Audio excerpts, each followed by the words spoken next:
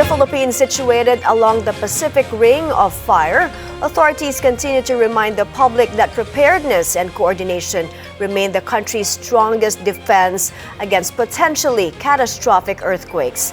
Following last week's strong quake, the second quarter nationwide simultaneous earthquake drill was held today. We now go to Lade Cabagani for more. Go ahead, Lade. Yes, the Office of the Civil Defense is urging Filipinos to take a more active role in disaster preparedness, stressing that earthquake readiness goes beyond simply knowing the DAC cover and hold protocol.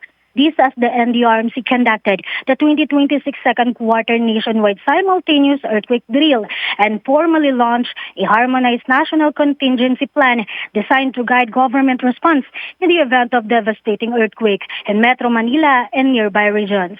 The ceremonial pressing of the button held here at the OCD headquarters in Camp Aguinaldo, Quezon City. Government agencies, local government units, schools, hospitals, private establishments, and communities across the country participated in the exercise aimed at improving earthquake preparedness and response capabilities. The drill was based on a worst-case scenario involving the movement of the West Valley Fault, triggering a powerful earthquake with an intensity 8 impact across Metro Manila, Central Luzon, and Calabar Zone.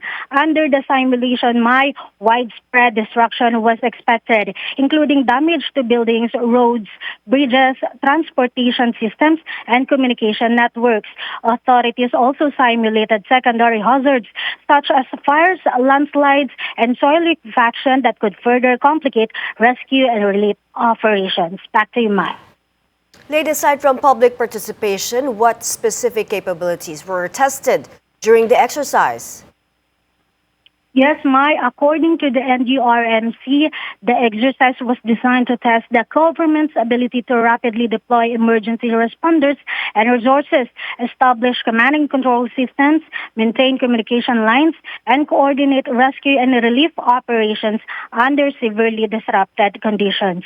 The simulation even assumed damage to the primary emergency operations center, prompting authorities to activate alternate command facilities and coordination mechanisms. Regional disaster councils from Luzon, Visayas, and Mindanao also participated in the exercise to assess interoperability and ensure a unified response during a large-scale disaster. Thank you for that report, Lade Cabagani.